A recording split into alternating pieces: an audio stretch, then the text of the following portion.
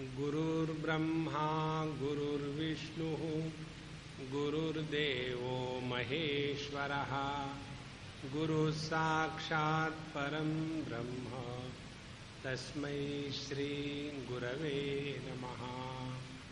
तस्मै श्री गुरवे नमः।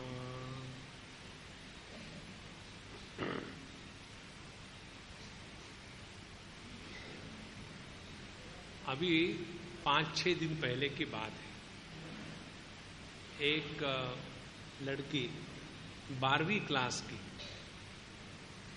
और आकर के हमको मिली और उसके पिताजी ने बताया, स्वामी जी ये डिप्रेशन में है। 12वीं क्लास की लड़की डिप्रेशन में। तो मैंने उसको पूछा, क्या तुम बे ऑफ बंगाल हो? बंगाल में बहुत डिप्रेशन आते हैं ना। उसको कुछ समझ भी नहीं आ रहा, एकदम स्टन्ड टाइप ऑफ पर्सनैलिटी। उसके साथ मैंने इधर उधर की बात कही। फिर उसी दिन लंच के पहले एक दूसरे सज्जन मिले और उनकी उम्र थी कोई 45-50 के बीच में। नौकरी विक्री छोड़ दी और घर में बैठ रहे। उनके बारे में बताया, स्वामी जी अमुक अमुक है, इनको भी डिप्रेशन आ गया है। तो मैंने सोचा ये क्या है, दुनिया में डिप्रेशन है, कारण क्या है? और उसके पश्चात हमको पूछा गया, स्वामी जी ये मन में शांति कैसी लाई जाए, जीवन के दुख कैसे हटाए जाए। और उनको फिर हम बताते हैं, देखो भैया भगवान का नाम लो सब ठीक हो जाएगा। तो जब सीधी बात बताओ ना कि भगवान का नाम लेने से सब ठीक होता है, तो अगले वाले को ऐसा नहीं ठीक लगता कि ये कैसा हो सकता है, भगवान का नाम लेने से कुछ नहीं होता। और जब सीधी बात समझ में नहीं आती तब घुमा फिरा करके वही बात बताते, और कुछ नहीं। इसी प्रकार से श्रीमद् भागवत में ये बात हमारे सबके सामने प्रस्तुत की जाएगी। जैसे अभी अम्मा ने श्लोक जो कहा था, सच्चिदानंद रूपाय विश्वोत्पत्त्यादि हेतवे तापत्रय विनाशाय श्री कृष्णाय वयम नुमः। वयम नुमः, नमः नहीं, तो तापत्रय विनाशाय श्री कृष्णाय वयम नुमः। 3 प्रकार के ताप है। एक है आदि भौतिक, जो हमारे स्थूल देह से लेकर के होता है। दूसरा है आध्यात्मिक, वो होता है हमारे कारण देह को लेकर के। और तीसरा होता है आदि दैविक, जो होता है हमारे सूक्ष्म देह को लेकर के। तो ये 3 देहों के ताप के कारण हम दुखी हैं। ताप यह पाप कर्म का फल है। जब हम पाप करते हैं तो जो हमको पनिशमेंट के रूप में मिलता है उसको ताप कहते हैं। सो पाप का फल ताप। तो भगवान का जो नाम है वो केवल हमारे पापों का ही निवारण करने वाला नहीं है, बल्कि पापों के फल जो है ताप, उसका भी निवारण करने वाला है।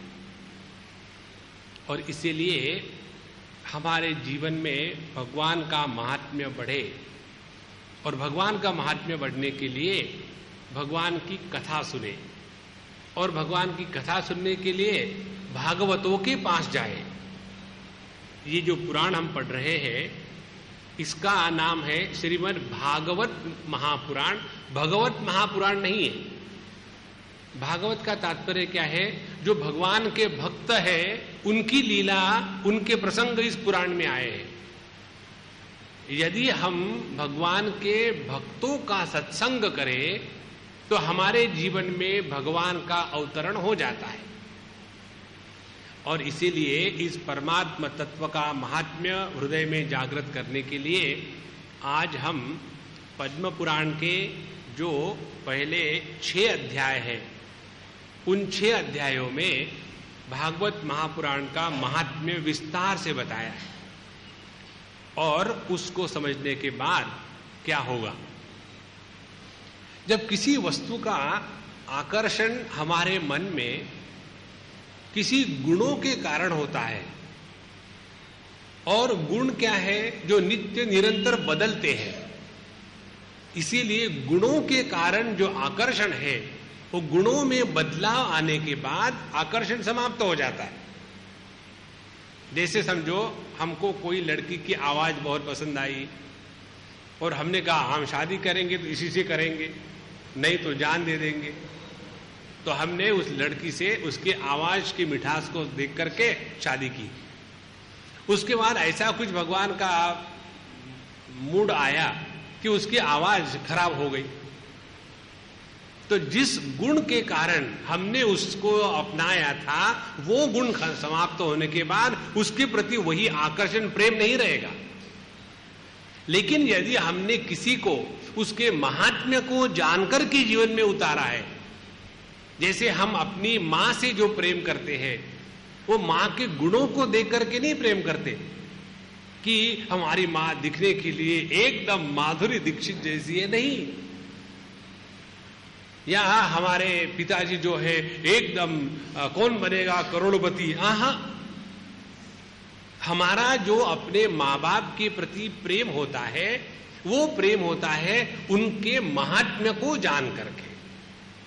तो जो प्रेम महात्म्य से उत्पन्न होता है वो प्रेम हमेशा ऊंचे दर्जे का होता है, श्रेष्ठ होता है, और ऐसे श्रेष्ठ प्रेम को ही भक्ति कहते हैं। जो प्रेम अधोगामी है, जो प्रेम जागतिक वस्तु व्यक्तियों के लिए है, उसको आसक्ति कहते हैं। और आसक्ति की विशेषता मालूम है क्या है? जो आसक्ति है वो जा भी सकती है, टिकती नहीं। इसीलिए अपने हृदय में भगवान के प्रति प्रेम हमेशा बना रहे, इसके लिए हम ये पद्म पुराण के 6 अध्याय में देखेंगे कि भागवत का कितना महात्म्य है। और एक बार ये महात्म्य हृदय में आ जाए तो फिर इसके प्रति मन समर्पित हो जाता है। इसमें किस प्रकार से विषय का प्रस्तुतिकरण है, एक जगह में संवाद चल रहा है, ये आज हम आपको विस्तार से बता देंगे ताकि स्पष्टता मन में आए। एक जगह संवाद चल रहा है, परीक्षित जी है वक्ता, परीक्षित जी है श्रोता, वक्ता नहीं, और शुकदेव महाराज है वक्ता। एक तो संवाद ये चल रहा है। दूसरी जगह संवाद चल रहा है कि जहां नारद जी है वक्ता और वेद व्यास जी है श्रोता। तीसरे जगह संवाद चल रहा है कि यह जो शौनका जी जो ऋषिगण है वो हो गए, वो हो गए वक्ता, और सूत जी जो है वो हो गए श्रोता।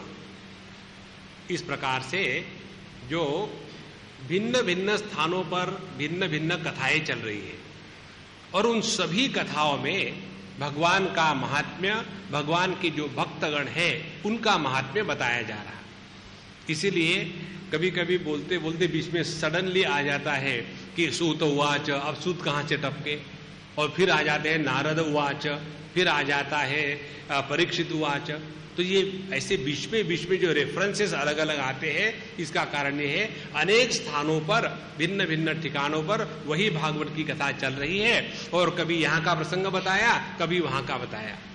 इसी का आधार लेकर के तुलसीदास जी महाराज ने अपने रामचरितमानस में यह कल्पना बनाई है कि मानस माने मानस सरोवर। तो ये जो मानस है इसके 4 घाट हैं, और इन 4 घाटों पर 4 प्रकार की कथाएं चल रही है। एक घाट जो है वो ज्ञान प्रधान है, एक जो है भक्ति प्रधान है, एक जो है उपासना प्रधान है, और एक जो है शरणागति प्रधान है। उसी प्रकार से हमारा जो भागवत महापुराण है ये इस चीज को स्पष्ट रूप से हमारे सामने प्रस्तुत करता है। किस चीज को? पहली बात, हमारे जीवन में चाहे अपना उद्धार करना हो तो जब तक के परमात्मा हमारे जीवन में महत्व का स्थान नहीं रखते तब तक के हमारा अपना उद्धार नहीं हो सकता। चाहे हमको समाज का उद्धार करना हो तो सामाजिक उद्धार के कार्य के लिए भी परमात्मा का ही होना अत्यंत आवश्यक है। हमारे महाराष्ट्र के एक बहुत बड़े संत हो गए जो शिवाजी महाराज के गुरु थे, समर्थ रामदास स्वामी। वो बहुत सुंदर बात बताते हैं, सामर्थ्य आहे चळवळीचे जो जो करील त्याचे, परंतु तेथे भगवंताचे अधिष्ठान पाहिजे। कोई भी कार्य हम प्रारंभ करें, सबको इकट्ठा करके एक अच्छे कार्य के लिए प्रेरित करना है, बहुत अच्छी बात है। लेकिन किसी भी अच्छे कार्य के लिए प्रेरणा सफल तब होती है कि जब उस कार्य के पीछे भगवान का अधिष्ठान होवे तब। अन्यथा वो इतनी सभी लोगों को इकट्ठा कर लिया, भगवान का वहां महात्म्य नहीं है, तो वो बन जाता है पॉलिटिकल पार्टी। तो पॉलिटिकल पार्टी भी लोगों को भला करने के लिए बनी है, और साधु संतों ने जो कार्य किए हैं उसके द्वारा भी लोगों का भला हुआ है। इसीलिए कोई भी सामाजिक कार्य करने के लिए भी भगवान का अधिष्ठान होना अत्यंत आवश्यक। इस प्रकार से सभी प्रकार के कार्यों की सफलता होती है जीवन में जब हमारे हृदय में परमात्मा के प्रति प्रेम जागृत हो जाए। अब यह प्रेम जागृत करने के लिए इस भागवत महापुराण का महात्म्य हमारे सामने पद्म पुराण से लाया गया है। इसमें एक बार की कथा कहते हैं कि शौनक जी जो मुनिवर थे, एक बार सूत जी के पास गए। नैमिषारण्य में एक बहुत बड़ा सत्र चल रहा था यज्ञ का। उसमें बताते हैं हजारों साल का यज्ञ का अनुष्ठान हो रहा था, और उस अनुष्ठान में सुबह में शुरू करेंगे वो अपना हवन इत्यादि करने का काम, तो उसमें बीच में अग्नि जलाई, अनेक प्रकार के वेदों के मंत्र का उच्चारण किया, उसमें अनेक प्रकार की आहुतियां दी, मंत्र हो रहे, भिन्न प्रकार के होता, ऋग्वेद या अध्वर्यु सभी प्रकार के ज्ञानी लोग आ गए और आहुतियां मंत्रों के साथ डाल रहे। इस प्रकार से उनका हमेशा चल रहा था। ये हो गया सुबह के समय में। अब दिन भर थोड़ी अग्नि के सामने बैठेंगे। फिर दोपहर का जो समय होता है उस समय में उन्होंने ये निश्चय किया कि या तो हम खाए के सो जाएंगे, नहीं तो दुनियादारी की बात करेंगे। ये महत्व की बात हम आपको समझाएंगे।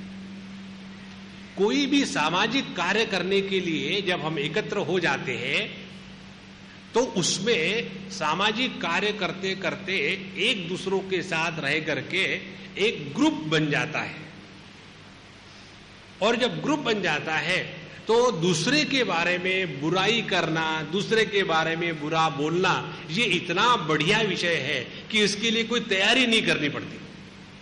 आपको यदि कहीं लेक्चर देना हो तो तैयारी करनी पड़ती है ना, लेकिन किसी के बारे में कुछ उल्टा सीधा बोलना हो तो तैयारी की कोई जरूरत नहीं।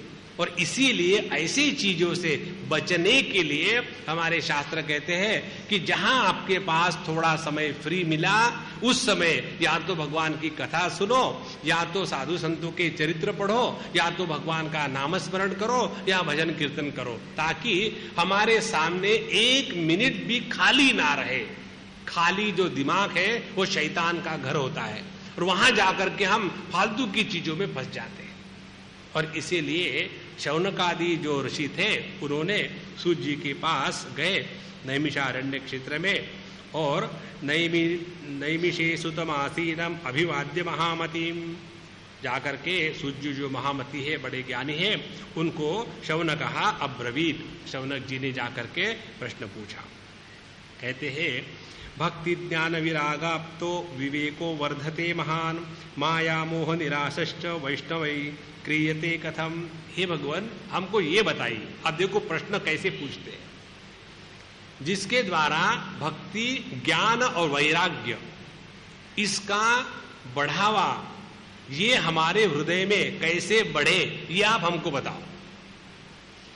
भगवान की कृपा हमारे जीवन में हो गई, इसका अर्थ प्रत्येक व्यक्ति के लिए अलग अलग होता है।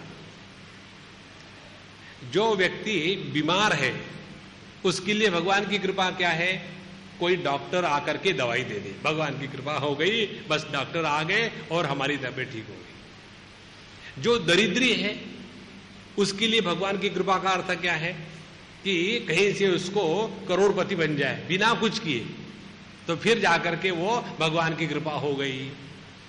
लेकिन असली भगवान की कृपा तब होती है जब हमारे हृदय में ऐसे प्रश्नों का निर्माण होता है कि ऐसा क्या किया जाए कि जिसके द्वारा हमारे हृदय में ज्ञान, भक्ति और वैराग्य, इन तीनों का बहुत बड़ा उत्थान हो जाए।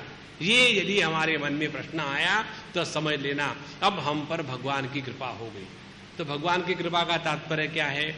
भगवान की कृपा का तात्पर्य है जिसके द्वारा हम भगवान की तरफ आकर्षित होवे, वो भगवान की कृपा, और जिसके द्वारा हम संसार के प्रति आकर्षित होवे, उसके द्वारा हमने अपने आप को भगवान की कृपा से वंचित किया है। तो शौनक जी ने पूछा कि वैष्णवी ही क्रियते कथम, भागवत जो है, भक्त है, उनके द्वारा ये जो माया मोह का निराश करने वाला ज्ञान, भक्ति, वैराग्य को कैसे बढ़ाया जाए। और इसका कारण बताते हैं कि हम लोग अभी है कलियुग में। इह घोरे कलौ प्रायो जीवश्चासुरतां गतः क्लेशाक्रांतस्य तस्यैव शोधने किं परायणम्। इस कलियुग में अत्यंत घोर समय आ गया है और इसमें अनेक प्रकार के कष्ट है, दुख है। तो ऐसे इस समय में श्रेयसाम यद भवे श्रेयः पावनानां च पावनम कृष्ण प्राप्तिकरम शश्वत साधनम तद्वद अधुना। तो इस कलियुग में जो सर्वश्रेष्ठ साधन है, जो सबसे बढ़िया हमारे अंतःकरण को पवित्र करने का साधन है, जिसके द्वारा हम भगवान की प्राप्ति कर सकते, तीन बातें उन्होंने कही। श्रेष्ठ साधन कौन सा है? जिसके द्वारा अंतःकरण शुद्ध होवे, वो श्रेष्ठ साधन है। देखो भक्ति का जो प्रसंग है उसका तात्पर्य क्या है?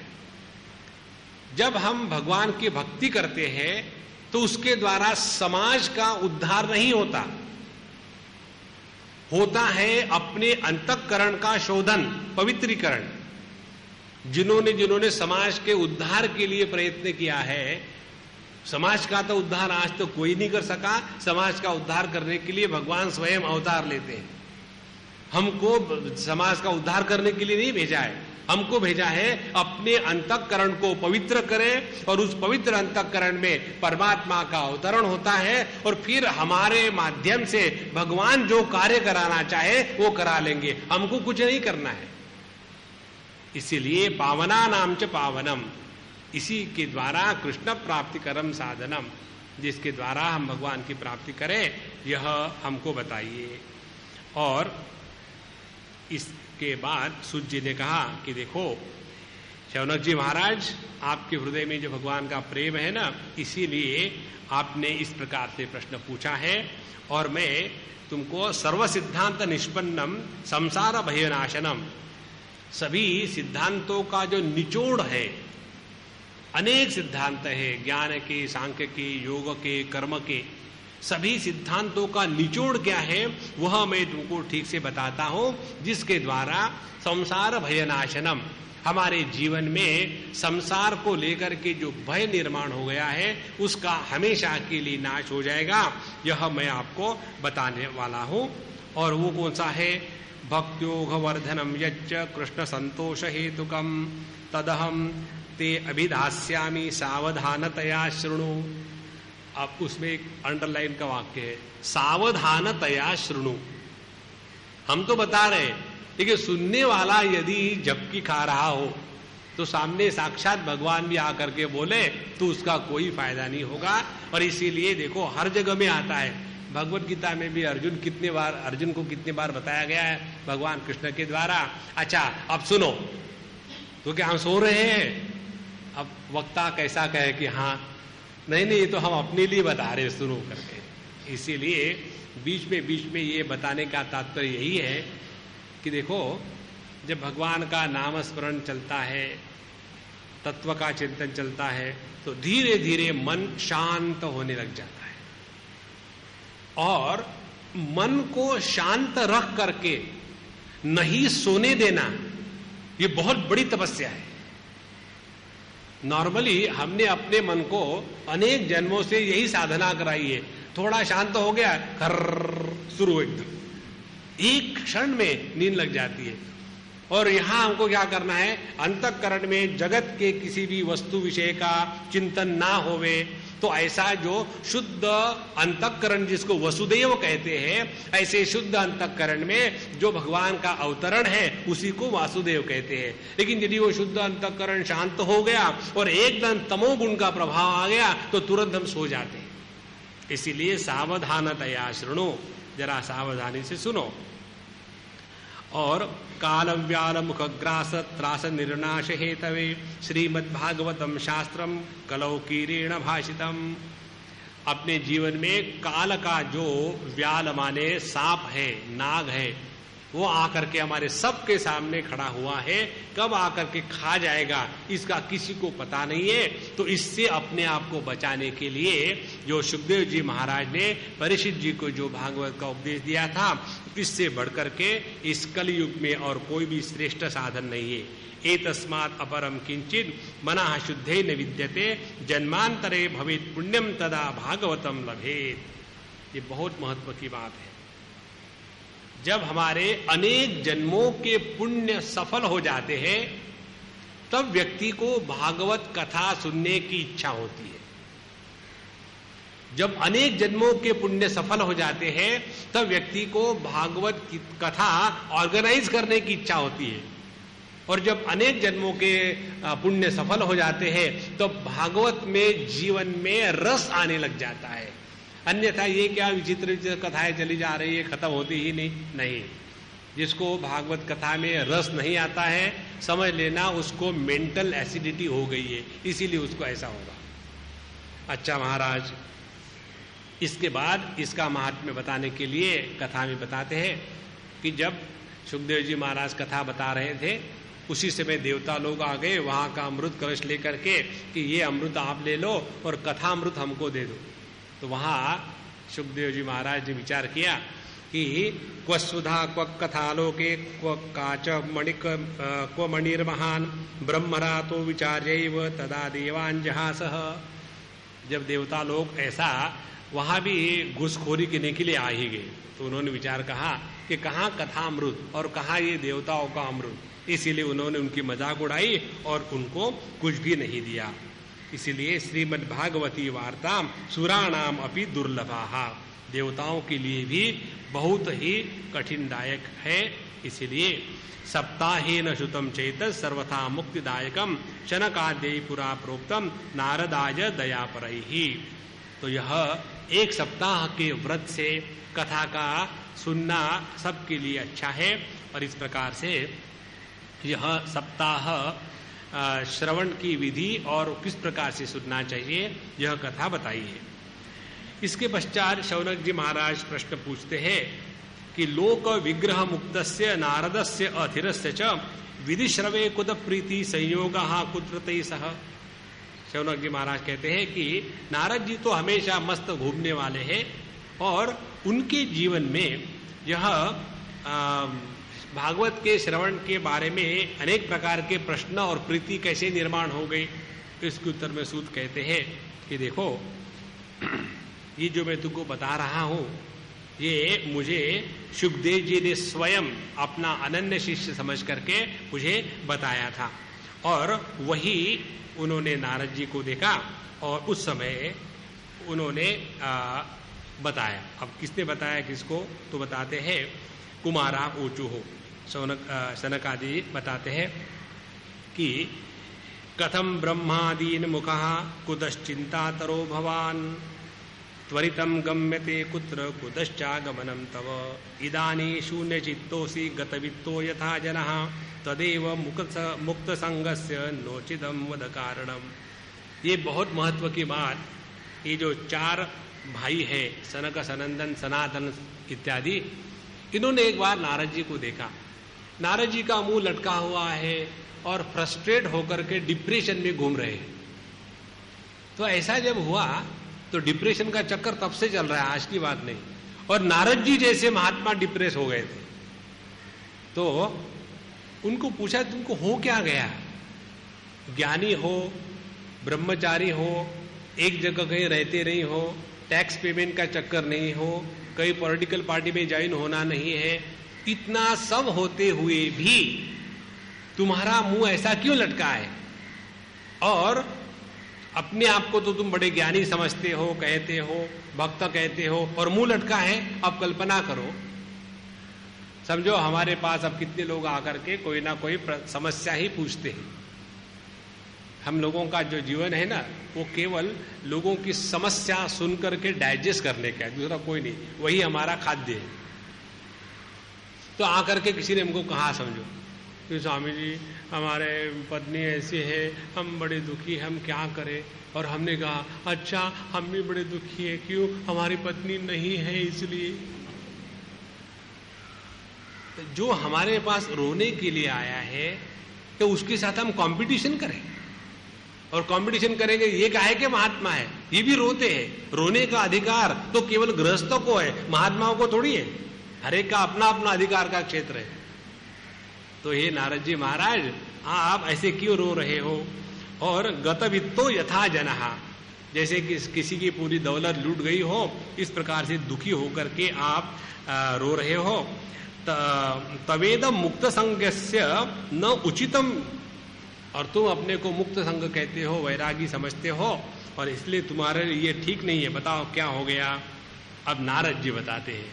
क्या बताऊं आपको मैंने सब दुनिया छान के मारी।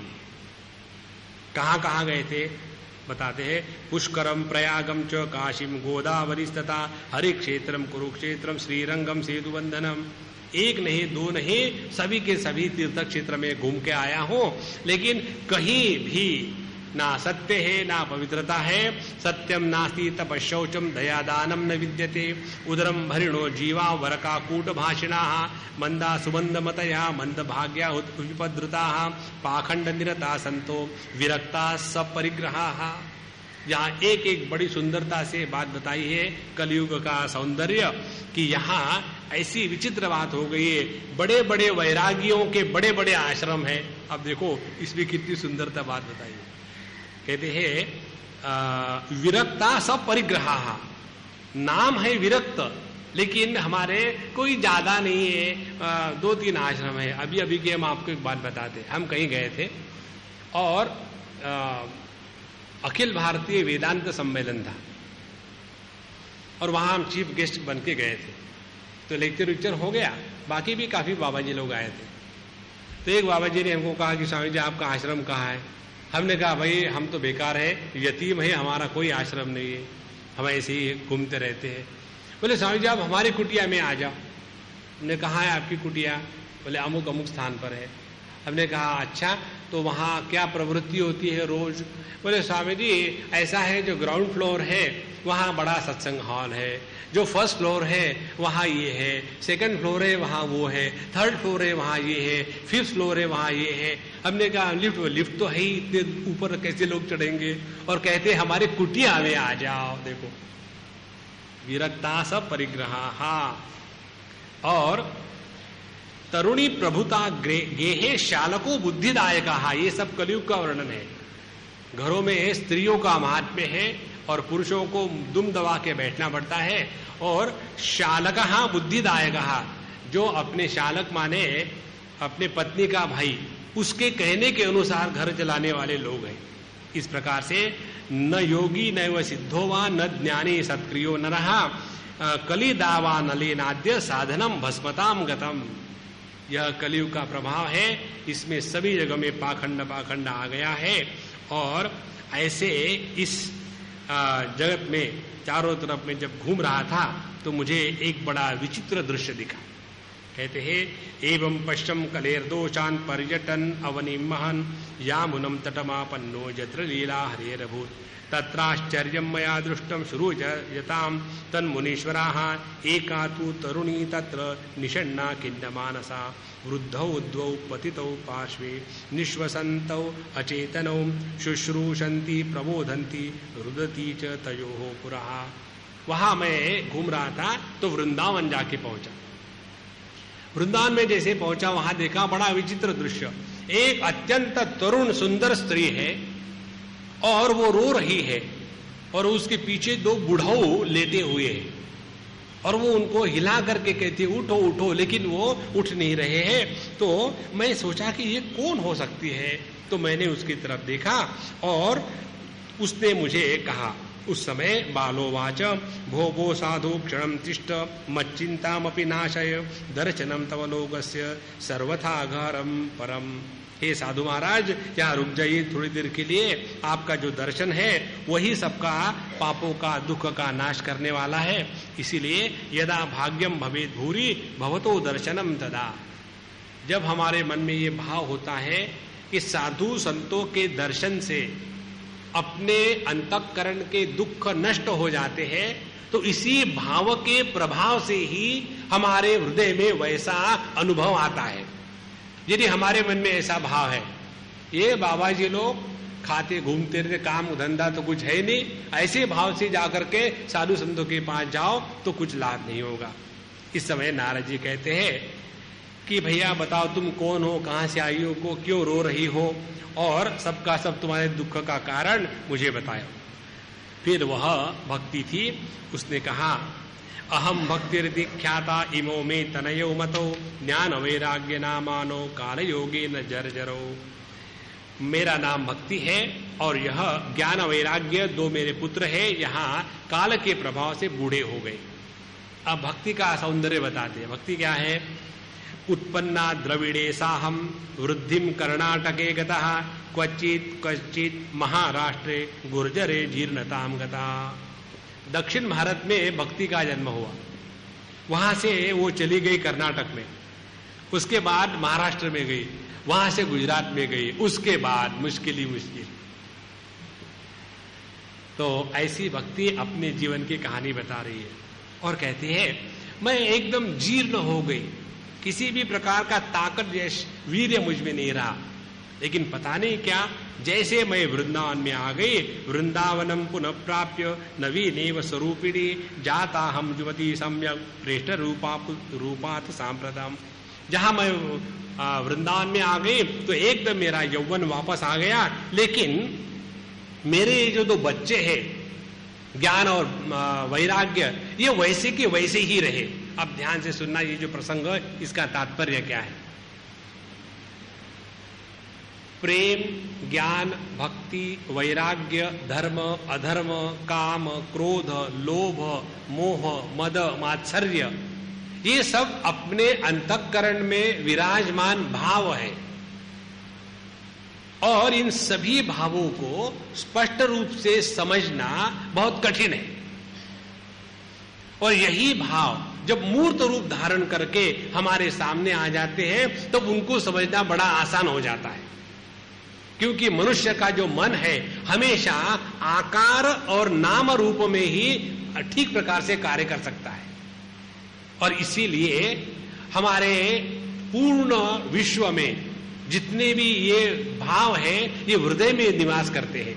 जब कहते हैं भगवान भगवद गीता में कि यदा यदा ही धर्मस्य ग्लानिर्भवति भारत, तो उसका अर्थ ये नहीं कि धर्म की ग्लानि होती है, धर्म की ग्लानि हो ही नहीं सकती। ग्लानि होती है जिन्होंने अपने जीवन में धर्म का आचरण करना चाहिए, उनके अंतःकरण में जब धर्म के प्रति संदेह निर्माण हो जाता है और उनके मन में ये लग जाता है कि देखो जो धर्म का आचरण करते हैं उनका तो सत्यानाश हो जाता है और जो धर्म का आचरण नहीं करते वो तो बड़े विनिष्ठ बन गए। इससे क्या हो गया, जिन्होंने धर्म का पालन करना था उनके ही मन में जब धर्म के प्रति आस्था नष्ट हो गई, उसको कहते धर्म की ग्लानि। धर्म की ग्लानि नहीं होती। उसी प्रकार से यहां जो भक्ति ज्ञान वैराग्य है ये हमारे हृदय में रहने वाले गुण हैं। तो जब भक्ति माता कहती है जब मैं वृंदावन आ गई तो फिर मुझे तारुण्य आ गया, तो वृंदावन में जाकर के क्या होता है, आप लोग गए होंगे, नहीं तो जरूर जाना। यदि आप वृंदावन में नहीं गए तो आज तक का जितना जीवन है वो टाइम पास हो गया, कुछ मिला नहीं। वृंदावन में जाकर के आनंद, एक दो चीज बताएं आपको। वहां जाने के बाद वहां का पेड़ पेड़ पौधा पौधा दीवाल हर जगह में भगवान के सिवा दूसरा विषय ही नहीं। चारों तरफ राधे राधे राधे राधे चलता रहता है। और आप चाहो ना चाहो, सुबह से शाम तक, शाम से सुबह तक अखंड नाम संकीर्तन आपके हृदय में जा जा करके धीरे धीरे कितने भी हम कटु हो, उसमें भी भगवान के प्रति प्रीति जागृत हो जाती है। इसीलिए वृंदावन में जाने का तात्पर्य है अपने हृदय में भगवान के प्रेम को, प्रीति को, भक्ति को जागृत करना। और ये कहाँ होगा? ये दो स्थानों पर होता है। एक तो है जहाँ तीर्थ क्षेत्र है, और दूसरा जहाँ साधु संतों का और भगवान का निवास रहता है। इन दोनों स्थानों पर जाकर के हमारे हृदय में अपने आप भक्ति जागृत हो जाती है। अब आप लोग देखो, शादियों में तो आप लोग जाते हो अनेक प्रकार के फंक्शन में, वहां जाने के बाद किस प्रकार से चर्चा होती है, और वहां से आने के बाद किस प्रकार का टायर्डनेस होता है। और वही हम कहीं चले गए साधु संतों के साथ, कहीं तीर्थ यात्रा में गए या कहीं सत्संग में गए, तो वहां 1-1.5 घंटा बैठने के बाद, सुनने के बाद मन की स्थिति कैसी सुंदर हो जाती है। क्योंकि जो हमारे अंतःकरण का निर्माण होता है वो भागवत कथा के द्वारा होता है। जो हृदय का निर्माण कर सकता है वह भागवत का सत्संग है। तो वृंदावन में भक्ति माता चली गई और उनका तारुण्य तो वापस आ गया, लेकिन यह जो उनके 2 पुत्र थे ज्ञान वैराग्य, वो तो अभी के अभी बूढ़े ही रहे। अतः शोचामि चात्मानम विस्मया विष्टवानसा वद योग निधे धीमन कारणम चात्र किम भवेत्। इसलिए हे योग निधि, हे नारद जी महाराज बताइए कि मुझे तो सब ठीक ठाक हो गया, लेकिन मेरे जो पुत्र है ज्ञान वैराग्य, ये अभी ऐसे क्यों हो गए, ये क्यों नहीं जवान हो रहे। इसके ऊपर नारद जी ने कहा कि ज्ञानेनात्मनि पश्यामि सर्वमेतत्तवानघे। हे अनघे, हे निष्पाप भक्ति, मैं अपने ज्ञान के द्वारा अंतःकरण में देखता हूं कि क्या हो सकता है, और तुम्हारे शांति का, कल्याण का प्रयत्न करता हूं। इस प्रकार से क्षणमात्रेन तज्ज्ञात्वा वाक्य मूचे मुनीश्वरः। और महत्व की बात, क्षणमात्र, क्षणमात्र का अंग्रेजी में अर्थ है स्पॉन्टेनियस। जहां जहां स्पॉन्टेनिटी होती है वहां वहां परमात्मा की अभिव्यक्ति होती है। और जहां दिमाग को खुजला खुजला करके होता है वो अपने दिमाग की गंदगी बाहर आती है। इसीलिए क्षणमात्र उन्होंने जैसे भक्ति के बारे साथ बात करी और एकदम उनके हृदय में स्फुरणा हुई। आप ध्यान से सुनना, कई बार हमारे जीवन में किसी समस्या को लेकर के निर्णय लेने का समय जब आता है तो समझ में नहीं आता ये करे या वो करे। जीवन में योग्य निर्णय लेना बहुत कठिन बात है, तो कैसे करे? तो उसके लिए 2 उपाय, एक तो साधु संतों के पास जाकर के करो, दूसरी अपने मन में वो क्षमता जागृत करे कि हम किसी भी समय योग्य निर्णय ले सके। और वो कैसा होता है, उसका ये टेक्निक है। अपने मन में जो समस्या है उसको लेकर के भगवान के सामने जाओ, सुबह नहा धो करके एकदम भगवान के नाम का जप कर लिया, ओम नमो भगवते वासुदेवाय, या जो भी आपका इष्ट मंत्र होगा, 15-20 मिनट शांत बैठो और होने के बाद अपनी समस्या भगवान के सामने रखो और उनसे बात करो जैसे हम आपसे बात कर रहे हैं। भगवान के विग्रह को कभी भी जड़ विग्रह नहीं समझना चाहिए। भगवान का विग्रह हमेशा चैतन्य विग्रह होता है। और अपने हृदय में भी जब भगवान का ध्यान करते हैं, कपिल मुनि आगे बताएंगे, तो वो भी जो भगवान का ध्यान करते हैं तो वह जो भगवान का विग्रह है वो मानसिक विग्रह नहीं होता, वह चैतन्य विग्रह होता है। तो हम अपने हृदय में उस भगवान के चैतन्य विग्रह का ध्यान करके और उस समय समस्या रखने के बाद जो पहला विचार आएगा वही निर्णय है। हम लोग क्या करते हैं, निर्णय तो आ गया, फिर उसके बाद लेकिन यदि मैं ऐसे करूं, तो जहां लेकिन आ गया वहां से संसार प्रारंभ हो गया। इसीलिए नारद जी महाराज ने क्षण मात्र, जैसे सामने समस्या आई, शुद्ध अंतःकरण जिसका है, आंखें बंद करके हृदय में परमात्मा को देखा, एकदम आपके सामने कोई भी समस्या हो वो टिक नहीं सकती। और फिर उन्होंने क्षणमात्रेण तज्ज्ञात्वा वाक्यम ऊचे मुनीश्वरः, मुनीश्वर नारद जी ने ऐसा कहा कि ये बहुत सुंदर है प्रसंग। कहते हैं, हे भक्ति जी सुनो, आजकल ये कलयुग शुरू हो गया है। तेन लुप्तः सदाचारः योग मार्ग तपांसी च। इसीलिए सदाचार, योग मार्ग सब नष्ट हो गया है। कहां तक नष्ट हो गया है और किस प्रकार से है, ये बताने के लिए एक प्रसंग कहते हैं कि इसमें दोष किसका नहीं, ये तो कलयुग का प्रभाव है। लेकिन एक विशेष बात है कि तुम जब वृंदावन में आ गई तो वृंदावन धाम का जो सौंदर्य है, श्रेष्ठता है, इसी के कारण वृंदावन से संयोगान पुनस्तुम तरुणी नवा धन्यम वृंदावनम तेन भक्ति ही नृत्यति यत्र च। ये बताने के पश्चात भक्ति ने कहा कि ये कलयुग जब आया तो परीक्षित राजा ने कली को क्यों रहने दिया, उसको तो नष्ट कर देना चाहिए था, क्योंकि ये इतना अधर्म से परिपूर्ण है कलयुग, तो इसका नाश क्यों नहीं किया। तो नारद जी कहते देखो, यह जो कलयुग कब आया इत्यादि हम आपको बताते हैं। यदा मुकुंदो भगवान क्ष्माम त्यक्त्वा सपदं गतः तद्दीनात् कलिरायातः सर्वसाधन बाधकः। हमारे शास्त्रों के अनुसार जिस दिन भगवान श्री कृष्ण ने इस धरा का त्याग करके स्वधाम गमन किया है, उस दिन के बाद कलयुग प्रारंभ हो गया। तो उसके बाद कहते हैं कि एक बार जब उन्होंने देखा, परीक्षित महाराज ने, कली बड़ा आगे प्रसंग आएगा, कि कली को मारने के लिए सोचा, लेकिन फिर देखा कलयुग में अनेक दुर्गुण तो है, लेकिन एक बहुत बड़ा गुण है, और एक यदि अच्छा गुण हो तो बाकी दुर्गुणों को दबा सकता है। और इसीलिए उन्होंने इस कलियुग को रख दिया, उसको नहीं नष्ट किया। कौन सा गुण है? यत् फलम नास्ति तपसा न योगे न समाधिना तत्फलम लभते सम्यक कलौ केशव कीर्तनात्।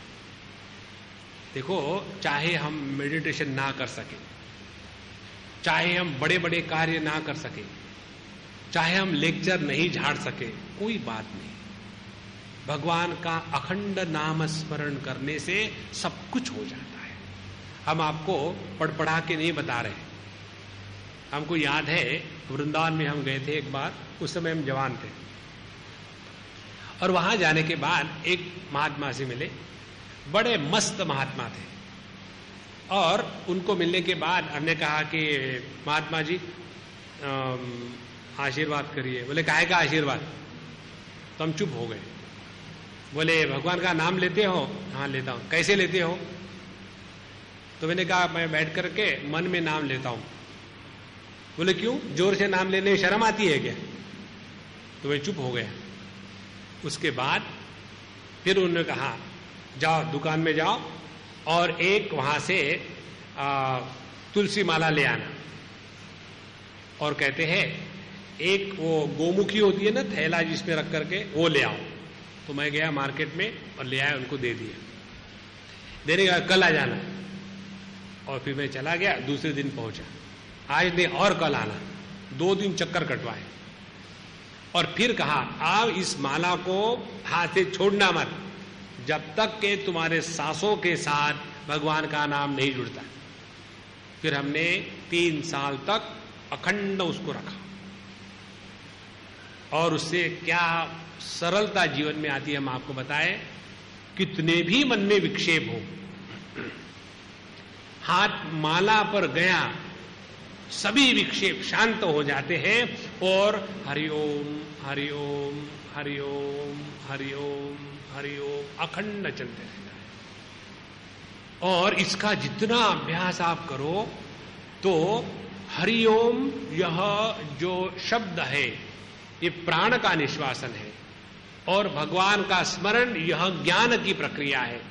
जहां ज्ञान और प्राण एक हो जाते हैं वही परमात्मा की शक्ति जागृत हो जाती है। और इसीलिए हमको इस कलयुग में रहने का सबसे बढ़िया जो मौका है वो ये है कि चाहे हम योग कर सके ना कर सके, चाहे उपदेश कर सके ना कर सके, भगवान का नाम अखंड लेते रहो भैया। इसीलिए तत्फलम लभते सम्यक कलौ केशव कीर्तनात्। इस प्रकार से सोच करके उन्होंने, विष्णुरात्मा ने परीक्षित जी ने कलयुग को नहीं जाने दिया। और बताते हैं इस कलयुग की विशेषता क्या है कि कुकर्म आचरणा सारः सर्वतः निर्गतः अधुना। योग्य प्रकार का कर्म न करने के कारण सभी वस्तुओं का सार समाप्त हो गया। अब किसका किसका सार समाप्त हो गया, मैं यहां से पढ़ के आपको बता रहा हूं, मेरे बुद्धि की उपज नहीं। पहली बात सबसे महत्व की, कहते हैं कि विप्रैहि भागवती वार्ता गेहे गेहे जने जने कारिता कणलोभेन कथासारस्ततो गतः। भागवत कथा को करने के लिए पैसे इकट्ठा करने का साधन बनाते हैं, और इसीलिए भागवत कथा का जो आनंद है वो समाप्त हो जाता है, क्योंकि पूरा का पूरा ध्यान लग जाता है कि इस भागवत कथा से कितने पैसे इकट्ठा हो गए। लो, ये सबसे बड़ा महापाप है। देखो भैया, यह जो भगवान का नाम है वो पेट को पालने के लिए नहीं है, वो हृदय को निर्माण करने के लिए। पेट पालने के लिए हमने पाप किया तो भी पेट पल जाएगा। जब भगवान ने हमको निर्माण किया है ना, तो वो हमको भूखा नहीं मरने देगा। तो केवल पेट पालने के लिए भगवान का नाम लेना है। भूरि कर्माणः नास्तिका रौरवा जनाः तेपि तिष्ठन्ति तीर्थेषु तीर्थसारे ततो गतः। अनेक प्रकार के भयानक कर्म करने वाले लोग तीर्थ क्षेत्र में रहते हैं, और इसीलिए तीर्थ का सार चला गया। उसके बाद काम क्रोध महालोभ तृष्णा व्याकुल चेतसः तेपि तिष्ठन्ति तपसि तपस्सारस्ततो गतः। जिनके मन में काम क्रोध लोभ मोह पूरा का पूरा धपाधप भरा हुआ है और तपस्या कर रहे हैं। देखो, जो तपस्या का एक ही फल है, आपको शक्ति मिलेगी। लेकिन ये शक्ति यदि दुष्प्रवृत्ति युक्त व्यक्ति ने जागृत की तो उसके द्वारा गलत कार्य होगा। उदाहरण ले लो आजकल के जमाने में कि जो ये टेररिस्ट का कार्य इत्यादि कर रहे हैं, तो उनको भी शक्ति लगती है, आसान थोड़ी कार्य है, लेकिन उनका अंतःकरण शुद्ध न होने के कारण उस शक्ति को वो गलत कार्य के लिए जागृत कर रहे हैं। इसीलिए यह जो तपस्या का सार है नष्ट हो जाता है। इसलिए धीरे धीरे सब बताने के बाद अयम तु युग धर्मो ही वर्तते कस्य दूषणम अतस्तु पुंडरीकाक्ष सहते निकटे स्थितः। इसीलिए भैया यह तो युग का प्रभाव है, अब इसके बारे में ज्यादा क्या करें, ऐसा कुछ करें कि जब तक हम भगवान के पास पहुंचे वही सब कुछ ठीक है। इतना बताने के बाद फिर भक्ति ने कहा कि हे सुरसे त्वं हि धन्योसी महद्भाग्येन समागतः साधूनां दर्शनम लोके सर्वसिद्धिकरम परम। महर्षि जी आप आ गए हमारे जीवन में, बड़ा अच्छा हुआ, क्योंकि साधु संतों का दर्शन जो है हमारे सभी दुखों का नाश करने वाला है, और इसी के द्वारा हमारा परम कल्याण होता है। परम कल्याण है संसार से निवृत्ति और परमात्मा के प्रति भक्ति।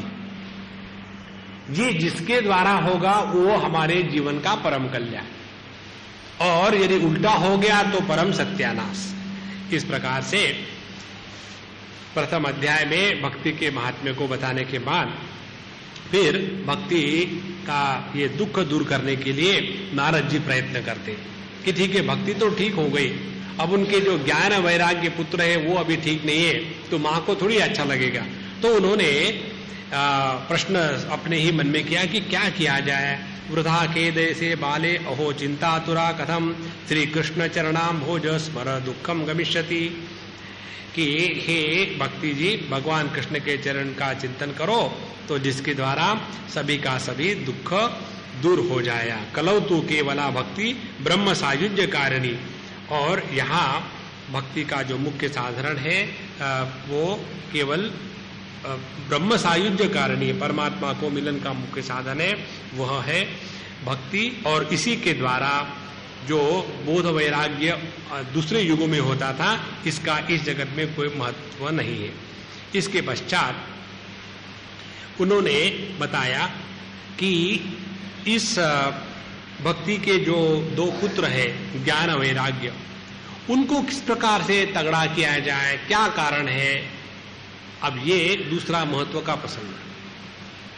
हृदय में भक्ति हो, परमात्मा के प्रति ज्ञान न हो और जगत के प्रति वैराग्य ना हो, तो ये तीन बातें असंभव है। भक्ति, परमात्मा का ज्ञान और जगत के प्रति वैराग्य, इन दोनों का जो संगम है उसी को कहते हैं भक्ति। अन्यथा हम ये कल्पना करेंगे हमारे मन में तो भगवान की बड़ी बड़ी भक्ति है, लेकिन मालूम ही नहीं कुछ भी भगवान के बारे में। जिसके प्रति प्रेम होता है उसके बारे में सब जानकारी हम अपने आप कलेक्ट कर लेते हैं। जैसे हमको कोई जगह पे खाने को बुलाते हैं तो हमको बिना पूछे ही लोग पूछ लेते हैं, स्वामी जी को क्या ठीक नहीं चलता, उनको क्या बीमारी है, क्या कैसा है। क्यों? कि जब कोई बात प्रेम से की जाती है तो उसके बारे में जानकारी अपने आप आ जाती है। ये तो मनुष्य के बारे में है, तो भगवान के बारे में ज्ञान न होना ये भक्ति का लक्षण नहीं है। इसीलिए भक्ति यदि मां है, ज्ञान वैराग्य उसके फल है, और इसीलिए उसको भी जीवन में आना अत्यंत आवश्यक है। तो हमारे नारद जी कहते हैं, कलिना सदृशः कोपी युगो नास्ति वरानने तस्मिन् स्थापयिष्यामि गेहे गेहे जने जने। हे भक्ति जी, कलयुग के समान इतना सुंदर कोई भी समय नहीं है, इसीलिए तुम्हारी मैं स्थापना करूंगा प्रत्येक घर में और प्रत्येक व्यक्ति के हृदय में। उसके पश्चात उन्होंने भक्ति के श्रेष्ठता का उदाहरण देने के लिए हरि ही साध्यते भक्त्या प्रमाणम तत्र गोपिकाः न तपोभिर्न वेदैश्च न ज्ञाने नापि न कर्मणा। न ज्ञान, न कर्म, न वैराग्य, किसी के द्वारा नहीं, जितना हम भक्ति के द्वारा भगवान को प्राप्त कर सकते हैं। और इसका प्रमाण उन्होंने दिया गोपिका हमारे वृंदावन की। नृणाम जन्म सहस्त्रेण भक्तो प्रीतिर्हि जायते कलौ भक्ति भक्त्या कृष्ण पुरस्थितः। इसीलिए इस कलयुग में भक्ति से बढ़कर के और कोई भी महत्व की वस्तु या चीज नहीं है। इतना होने के बाद आप सूत जी कथा में कहते हैं, जब भक्ति का इतना महात्म्य सुना तो धीरे धीरे भक्ति के अंग पुष्ट होने लग गए। अब देखो इसका तात्पर्य क्या है। जब हमारे अंतःकरण में भक्ति का महात्म्य जागृत हो जाता है तब समझ लेना, अब ये जो भक्ति माता बाहर वृंदावन में बैठी हुई थी, तगड़ी हो रही थी, वही भक्ति माता हमारे हृदय में अब तगड़ी हो रही है। फिर हमारे मन में कभी संदेह नहीं आएगा कि क्या केवल भगवान का नाम लेने से सब कुछ हो जाता है। राम राम राम राम हमने कई लोगों को करते हुए देखा है, किसी का भला नहीं हुआ, सबको परेशान जरूर करते हैं। एक अम्मा है, वो बड़ी विचित्र है, हमको बड़ा अच्छा लगता है उसका। वो अपने मस्ती में रहती है, किसी की कोई फिक्र नहीं करती और सभी उसको धुतकारते हैं। सत्संग में आती है, एक स्थान की बात है, और जैसे वो आएगी नमस्कार करने के लिए, फिर उसका जप करना शुरू हो जाता है और धुर धुर धुर शुरू कर देती। आने के बाद अपना सर लेकर के हमारे पैरों को रगड़ रगड़ करके लाल पीला नीला रंग लगा देते। और जब इस प्रकार से करते, बाकी लोग गुस्सा करते हैं, I don't care for others, मुझे ऐसा ही करना है। तो देखो यह जो भक्ति है वो अपने हृदय में एक बार आ गई कि ये अत्यंत महत्व की बात है, तो व्यक्ति लोग क्या कहेंगे इस चक्कर में नहीं फंसता। हमारे मन में ये आता कई बार कि देखो भगवान का देखा, आप देखो ना भजन कीर्तन करते समय सभी के सभी भजन कीर्तन नहीं करते, इसमें कोई ऐसे बैठे रहेंगे सुनेंगे, मैंने ऐसे ताली बजा करके हरे राम राम राम हरे हरे, हरे कृष्ण कृष्ण कृष्ण हरे हरे, सबके सामने जोर से कैसे कहना अच्छा नहीं लगता। गुस्सा करना सबके सामने बड़ा अच्छा लगता। नारायण। अच्छा महाराज, तो हमारे भक्ति माता के अंग पुष्ट हो गए, माने हृदय में भक्ति, हृदय के वृंदावन में भक्ति तगड़ी हो गई। और फिर भक्ति जी ने कहा, अहो नारद धन्योसी प्रीतिस्ते मयि निश्चला, न कदाचित विवंचामि चित्ते स्थास्यामि सर्वथा, कृपालुना त्वया साधो मद बाधा ध्वंसिता क्षणान् पुत्रयोश्चेतना नास्ति ततो बोधय बोधय। हे नारद जी महाराज, आपके कारण अब मैं दुष्ट पुष्ट हो गई हूं और आपके हृदय में हमेशा निवास करूंगी, लेकिन आप मुझे बताओ, ये मेरे जो बच्चे हैं दोनों, ये अभी भी तगड़े नहीं हुए, तो इनको ठीक करो, बोधय बोधो, इनको जगाओ। उसके बाद नारद जी ने उनके कानों में अपना मुंह लगाया और कहा, अरे ज्ञान मुख संयोज्य करना दे शब्द मुच्चे समुच्चरम ज्ञानम प्रबुद्धताम शीघ्रम रे वैराग्य प्रबुद्धताम। अरे ज्ञान है वैराग्य, उठो उठो, कब तक सोते रहोगे? फिर भी वो ज्ञान वैराग्य नहीं उठे। फिर उन्होंने भगवद गीता वेद वेदांत घोषश्च गीता पाठ मुमुर्मुहु बोध्यमानो तदा तेन कथनचित उत्थितौ बलात्। तो उनके कानों में भगवद गीता सभी प्रकार के शास्त्र वेद ब्रह्मसूत्र इसका पाठ किया, तो थोड़ी उन्होंने करवट बदली, इधर उधर देखा और फिर सो गए। देखो हम लोग पढ़ते हैं तब ऐसा ही होता है, एक हाथ बाहर लगता है कि चलो अब पूरी भगवद गीता पाठ करना ही है, और शुरू हो जाता है धर्म क्षेत्र कुरुक्षेत्र समवेतायुत्सव। धृतराष्ट्र का श्लोक पढ़ा कि धृतराष्ट्र हो गए, आगे बढ़ते ही नारायण। उन्होंने अनेक प्रकार के प्रयत्न किए, लेकिन ये दोनों उठ ही नहीं रहे थे। तो उनको बड़ा दुख लगा कि मैं इतना प्रयत्न कर रहा हूं, वेद वेदांत का घोष हो गया, फिर भी ज्ञान वैराग्य प्रबल नहीं हो रहे। तो उनको बहुत दुख हुआ और वो अपने मन में भगवान का स्मरण करने लगे कि भगवान क्या हो गया, क्या ये सभी वेद शास्त्र इत्यादि निष्फल हो गए? तो उनको आकाशवाणी सुनने को मिली। इसी भागवत के आकाशवाणी शब्द को लेकर के गवर्नमेंट ने ऑल इंडिया रेडियो बनाया है, ये ओरिजिनल शब्द यहाँ का है। तो उनको आकाशवाणी व्योमवाणी तदेवाभूत मां ऋषे खिद्यतामिति। अभी दुख करने की कोई बात नहीं है। एतदर्थम तु सत्कर्म सुरशे त्वं समाचर तत्ते कर्मा भी धास्यन्ति साधवः साधुभूषणाः। हे नारद जी, दुख की कोई बात नहीं है, ऐसे करो, आप एक सत्कर्म करो। और वो सत्कर्म कौन सा है, ये तुमको कोई साधु संत मिलेंगे वो बताएंगे, क्योंकि साधु संत ही सत्कर्म का उपदेश हम लोगों को करते हैं। इस प्रकार से उन्होंने बताया।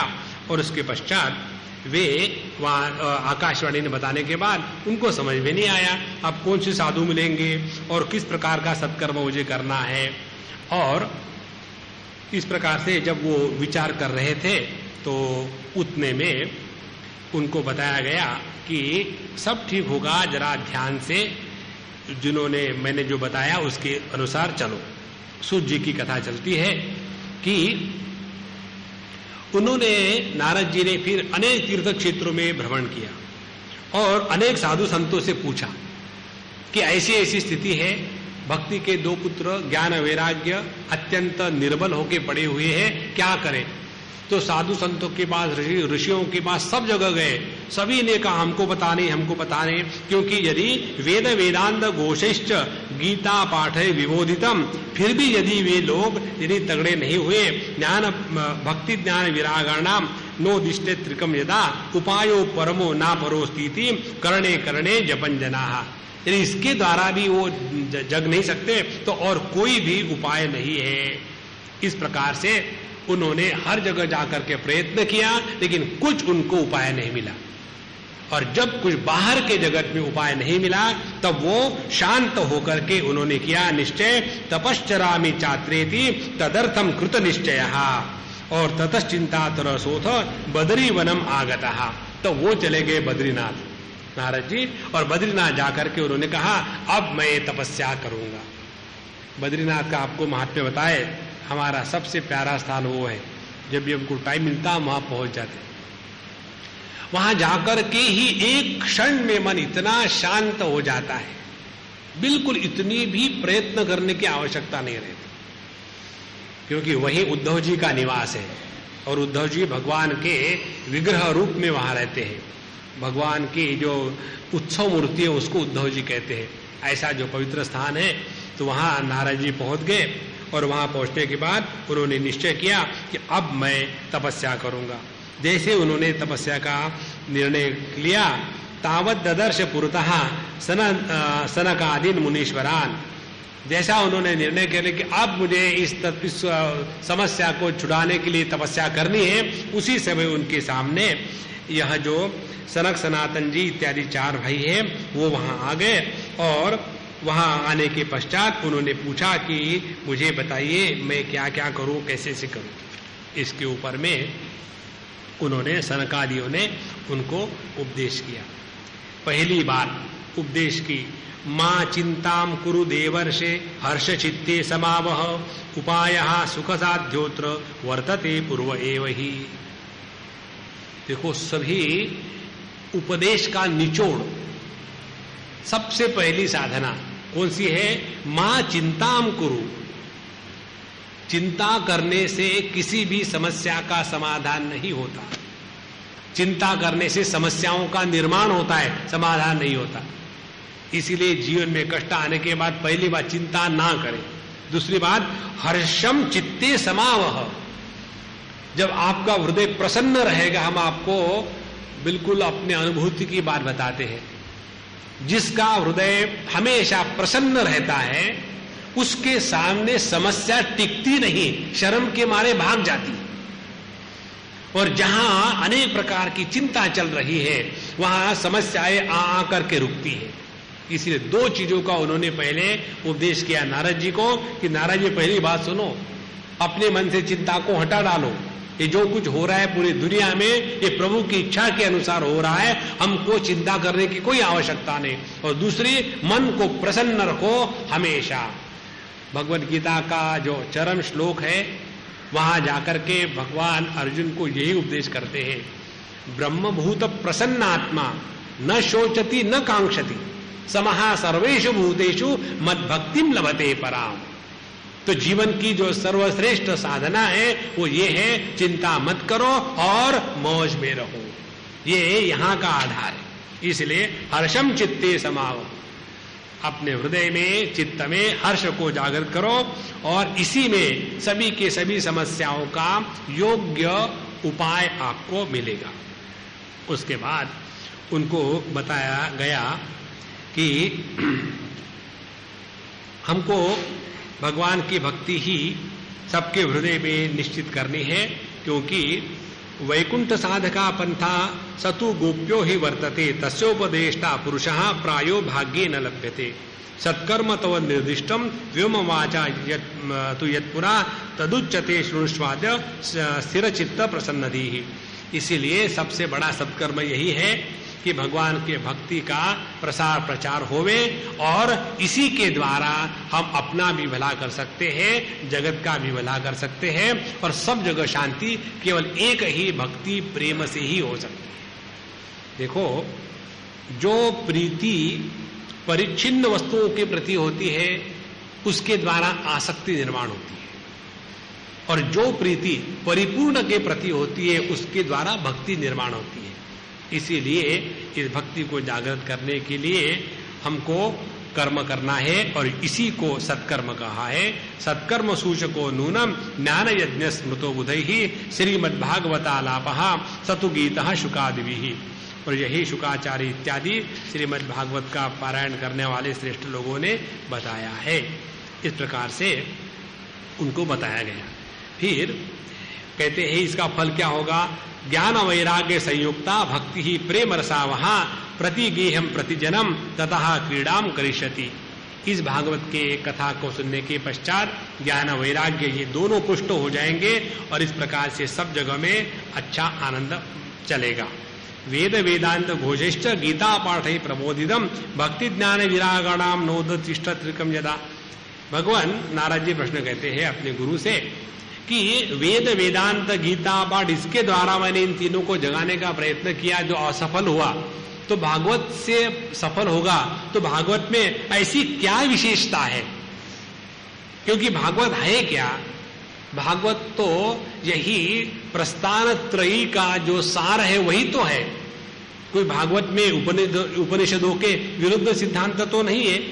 तो ऐसी विशेष क्या बात है कि जिसके कारण भागवत के कारण सब हो जाएगा, लेकिन वेद वेदांत के द्वारा भी जो नहीं हो सका इसके ऊपर कुमाराः ऊचुः वो बताते हैं, देखो वेदोपनिषदाम सारा जाता भागवती कथा अत्युत्तमा ततो भाति पृथक भूता फलाकृति। विशेषता ये है कि सभी निगमों का, शास्त्रों का जो निचोड़ है, रस है, वो रस है भागवत की कथा। और इसीलिए इसके द्वारा हम इस भागवत को पढ़े सुने और इसी के द्वारा सबका कल्याण हो सकता है। इदम भागवतम नाम पुराणम ब्रह्म संहितम भक्ति ज्ञान विरागाणाम स्थापनाय प्रकाशितम। तो सबके हृदय में भक्ति ज्ञान वैराग्य, इसकी स्थापना करने के लिए भगवान वेद व्यास जी ने इसका निर्माण किया है। और फिर उन्होंने इसी का तुमको 4 श्लोक में ब्रह्मा जी ने उनको उपदेश किया था और ब्रह्मा जी ने फिर उनको कहा कि व्यास जी को इसको विस्तार से बनाओ।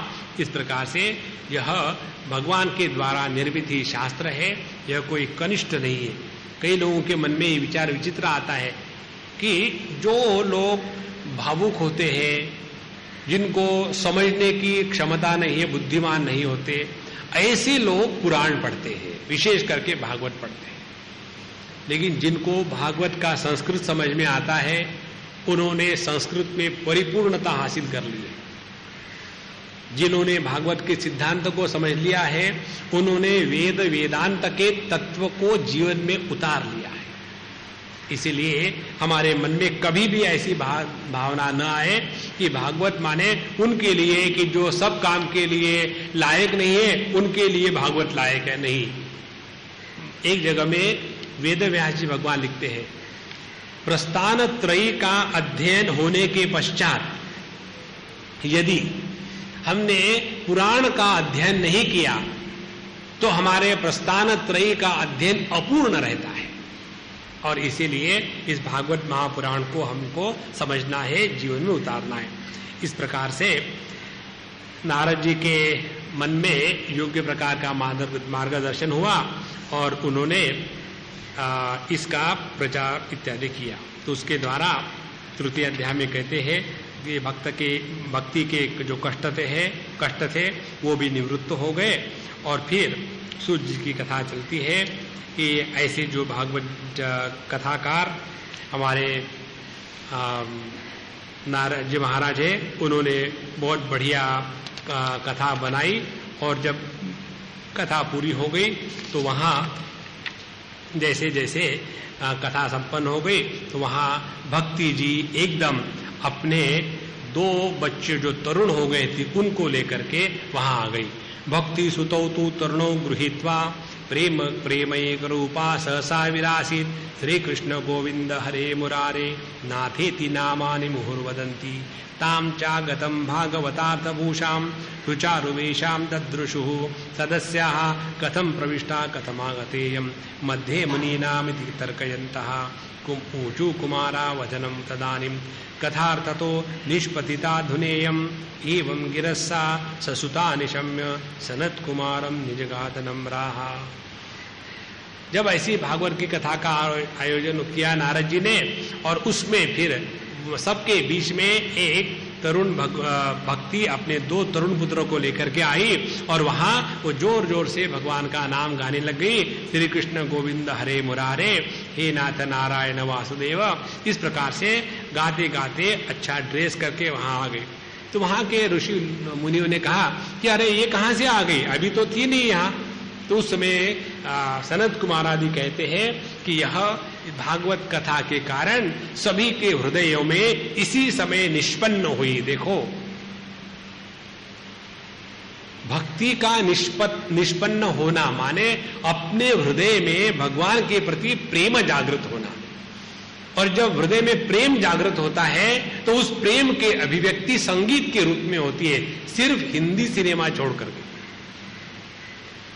हिंदी सिनेमा में जब दुख होता है तब गाते हैं, पता नहीं क्यों, लेकिन नॉर्मली जब आदमी खुशी में होता है तब वो गाता है।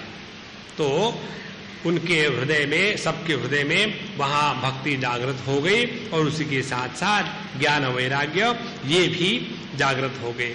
तो उस समय भक्ति कहती है, ये भवद्भिरद्ये कृतास्मि पुष्टा कलित प्रणष्टापि कथा रसेन क्वाहम तुतिष्ठा धनुआ ब्रुवंतु ब्राह्मा इदम ताम गिरिमोचिरेते। भक्ति ने कहा कि मैं इस कथा के सार का पान करने से पुष्ट हो गई हूं, अब बताइए मैं कहाँ रहूं। तो उनको बताया गया, सात्वं च तिष्ठस्व सुधे श्रेय संश्रया निरंतरम वैष्णवन मानसानि। हे भक्ति, अब तुम सभी जितने भी भगवान के भक्त हैं उनके हृदय में, उनके मन में आप हमेशा विराजमान रहो। इस प्रकार से उस भक्ति का जागृतिकरण हो गया, उसके पुत्र भी तगड़े हो गए। यही है भागवत कथा के द्वारा ज्ञान, वैराग्य और भक्ति तीनों का पुष्टिकरण हो जाता है। और इसके बाद ये बताया कि यह जो भक्ति हमारे हृदय में जागृत हो जाती है, तो इस भक्ति के द्वारा किसका किसका भला होता है। तो भक्ति के द्वारा किसका किसका भला होता है, इसकी यहाँ बहुत बड़ी लिस्ट दी है। एक मैं पढ़ के सुनाता हूँ। ये मानवा पाप कृतस्तु सर्वदा सदा दुराचार रता विमार्गगाः क्रोधाग्नि दग्धा कुटिलाश्च कामिनः सप्ताह यज्ञेन कलौ पुनन्ति ते सत्येन हीना पितृमातृदोषकाः तृष्णाकुलाश्चाश्रम धर्मवर्जिताः ये दाम्भिका मत्सरिणोऽपि हिंसका सप्ताह यज्ञेन कलौ पुनन्ति ते। जिन्होंने सभी प्रकार के प्रकार का पाप हो, सभी के पापों से मुक्ति पाने के लिए यह जो सप्ताह है, भागवत सप्ताह, इसके द्वारा सभी का भला हो सकता है और हृदय पवित्र हो सकता है। और ये बताने के लिए फिर उन्होंने एक गोकर्ण का आख्यान सुनाया। और ये गोकर्ण की कथा बहुत सुंदर है। बताते हैं कि एक समय एक ब्राह्मण था और उसका नाम था आत्मदेव, और सभी प्रकार के शास्त्रों में ज्ञान में बड़ा पंडित था, विशारद था। और उसकी पत्नी थी धुंधुली, और दोनों बड़े विचित्र प्रकार के व्यक्ति थे। यह तो अच्छा था, शास्त्र के अनुसार, धर्म के अनुसार चलने वाला, और दोनों का बड़ा प्यार था, और लेकिन वो बहुत ही एक्सट्रोवर्ट टाइप की पत्नी थी। और इन्होंने सोचा कि मैं इतने दिन से रह रहा हूं लेकिन कोई पुत्र नहीं, तो क्या जीवन है। इसीलिए न पुत्रो नापि वा पुत्री ततश्चिंता तरो भृशम, इसलिए उनको बड़ी चिंता होने लग गई। और एक बार इसी चिंता से लेकर के वो घर से निकल पड़े। उनको एक सन्यासी जी मिले, उनको नमस्कार चमत्कार हो गया। और सन्यासी ने पूछा कि कथम रोदसी विप्रत्वम का ते चिंता बलियसी। हे विप्र, तुम क्यों रोए, तुमको क्या हो गया है, तुम्हारे दुख का कारण मुझे बताओ। तो ब्राह्मण ने कहा कि देखो, सब कुछ ठीक है, पता नहीं, लेकिन मेरा क्या पूर्व जन्म का पाप है। दिग् जीवितम प्रजाहीनम दिग् गृहम च प्रजाम विना दिग् धनम चानपत्यस्य दिग् कुलम संततिम विना। जिसके जीवन में अपना कोई बच्चा ना हो, संतति ना हो, उसका घर, उसका वित्त, उसका जीवन, उसका कुल, सभी का सभी धिक्कार है, उसको कोई अर्थ नहीं। और इसीलिए मैं बड़ा दुखी हूं, अब क्या करें। तो तद्भालाक्षरमालां च वासयामास योगवान सर्वं ज्ञातायति पश्चात विप्रमोचे सविस्तरम। उस सन्यासी जी ने कहा, देखो मैं तुम्हारे भाल के ऊपर सब पढ़ लिया है, तुम्हारे जीवन में इस जन्म को तो छोड़ो, अगले 7 जन्म तो कोई बच्चा नहीं होने वाला, तुम इस चक्कर में मत पड़ो। लेकिन मानते थोड़ी हम महात्माओं की बात। हम महात्माओं के पास जाते हैं बताने के लिए, सुनने के लिए कोई नहीं जाता, बताने के लिए जाते। महात्मा जी आप ऐसा करो, हाँ जी, अच्छा। तो वो ब्राह्मण कहता है, विवेकेन भवेत् किम में पुत्रम देहि बलादपि। मुझे ज्ञान मत देना, मुझे बच्चा चाहिए, मुझे पुत्र दो, बाकी कुछ नहीं चाहिए। इस प्रकार से जब उन्होंने सोचा कि अब यह मानने वाला नहीं है, तो सोचा कि यही भगवान की कुछ लीला होगी। तो उन्होंने उसको एक फल दे दिया और कहा, ठीक है तुम अपने पत्नी को खिला देना, उसको अच्छा लड़का होगा। लेकिन वह सत्यम शौचम दया दानम एक भक्तम तु भोजनम वर्षावधि स्त्रिया कार्यम तेन पुत्रोति निर्मलः। उसको बोला कि ये सत्य, शौच, ध्यान, दया इत्यादि के द्वारा एक बार खाना खाओ, नियम से रहो, तो उसको अच्छा बच्चा हो जाएगा। और वो ब्राह्मण चला गया फल दे करके। अब ये फल लेकर के महाराज घर आ गए, अपने पत्नी को दिया, और उसकी पत्नी एकदम मॉडर्न स्टाइल की थी। यहाँ जो धुंधुकारी के बारे में लिखा है ये सभी का सभी वर्णन आपको पाश्चात्य संस्कृति में पूरा का पूरा मिलता है। वो यहां तक जाती है कि लालने पालने दुखम प्रसूता याश्च वर्तते वंध्या वा विधवा नारी सुखीनी चेति में मति। स्त्री का सौंदर्य किसमें है कि वंध्या हो, विधवा हो और आराम से रहे। ये क्या, बच्चों को पेट में रखो, उसको पालो, फिर उसको बड़ा करो और फिर पति का चक्कर, इसमें कोई मतलब नहीं। जीवन में स्वातंत्र्य चाहिए, ऐसे वृत्ति की ये धुंधुली थी। इसीलिए जो बात हमारे भगवान वेद व्यास ने लिखी है उससे बढ़कर के जगत में और कोई बात नहीं। तो ऐसा वो विचार कर ही रही थी। तो उसी समय उसने, उसके पति ने पूछा तुमने खाया क्या? फला हाँ मैंने खा लिया। झूठ तो बोल ही दिया, खा लिया करके, खाया नहीं था। फिर उसके बहन वहां आई और बहन को बताया ऐसा ऐसा। बोले कोई बात नहीं, ऐसे कर दे कि मैं भी प्रेग्नेंट हूं, तो मैं बता दूंगी कि मेरा बच्चा मर गया है और मेरे बच्चे को तुम रख देना और उसके बाद तुम उसको पालन कर लेना और मेरे पति को उसके कुछ पैसे दे देना, क्योंकि वो अपना बच्चा तुमको दे रहा है। देखो क्या क्या स्त्री की बुद्धि वहां चल रही थी। और फिर उसने कहा कि देखो ये जो फल दिया है ना, इसका भी एक्सपेरिमेंट करते हैं, गाय को खिला दो। तो एक्सपेरिमेंट के लिए गाय को फल खिला दिया और ये अभी उसको बच्चा धारण किया ही नहीं और उसको अपने बहन का बच्चे को ले लिया। उसके बाद यह गाय को भी बच्चा हो गया, इसको भी बच्चा हो गया और फिर दोनों जब बड़े होने लग गए तो यह जो इसके बहन का बच्चा इसका बच्चा बन करके रहने लगा, भयानक निकला। सभी प्रकार के कष्ट, मारना, पीटना, गाली देना, लूटना, सब प्रकार के कष्ट उन्होंने अपने माँ बाप को दिए। तो उसके जो पिता थे आत्मदेव, वो तो सब छोड़ छाड़ करके चले गए। उनका जो दूसरा पुत्र था गोकर्ण, उसने उनको उपदेश दिया। गोकर्ण का जो उपदेश है वो बहुत ही सुंदर है। और बोधयामास जनकम वैराग्यम परिदर्शयन् असारक खलु संसारो दुख रूपी विमोहकः सुत कस्या कथम धनम कस्य स्नेहवान जलते निशम न चेन्द्रस्य सुखम किंचित न सुखम चक्रवर्तिनः सुखमस्ति विरक्तस्य मुनेः एकांत जीविनः। देखो गोकर्ण जी जो अत्यंत विद्वान थे, गाय के माध्यम से पैदा हुए, इसीलिए उनके कान गाय के जैसे थे। तो आत्मदेव ने अपने पुत्र का नाम रख दिया गोकर्ण और दूसरे का था धुंधुकारी। और इस प्रकार से ये धुंधुकारी ने तो बड़ा परेशान किया अपने पिताजी को, तो ये गोकर्ण जी ने उनको उपदेश किया और फिर वो वहां से चल करके अपने आप का उन्होंने भला कर दिया। गोकर्ण जी जो उपदेश है वो बहुत ही सुंदर है। उसमें कहते हैं देहे स्तिमास रुधिरे अभिमतिम त्यजत्वम जाया सुतादिषु सदा ममतां विमुच्य पश्चानिशम जगदिदम क्षणभंग निष्ठम वैराग्य रास रसिको भवभक्ति निष्ठः धर्म भजस्व सततम त्यज लोक धर्मान सेवस्व साधु पुरुषान जहि काम तृष्णाम अन्यस्य दोष गुण चिंतनमाशु मुक्त्वा सेवा कथा रसमहो नितराम पिबत्वम। अपने जीवन में जिसके द्वारा सभी चक्कर से हट करके वैराग्य का निर्माण हो उसको करो और यही भक्ति आपको देगी और सबकी सेवा में लगे रहो। इसी के द्वारा अंतःकरण शुद्ध होगा। और श्री कृष्ण मापनियतम दशमस्य पाठात्। और फिर उन्होंने कहा कि भागवत का जो दशम स्कंद है उसका नित्य पाठ करते रहो। तो उन्होंने भागवत के दशम स्कंद का पाठ किया और धीरे धीरे उसी प्रकार से उन्होंने अपना उद्धार कर लिया। अब उनकी जो पत्नी थी धुंधुरी, उसका क्या हो? तो बताते हैं कि उनका जो लड़का था वो उसको बहुत मारता था। पितरीर उपरते तेन जननी ताड़िता भृशम को वित्तम तिष्ठति ब्रूहि हनिष्ये लत्तया न चेत। लात से अपने माँ को मारता, पैसा निकालो नहीं तो मारूंगा। इस प्रकार से उसने अपने माँ को बड़े कष्ट दिए और इसी में वो दुख में जाता, दुखी होते होते उसमें मर गई।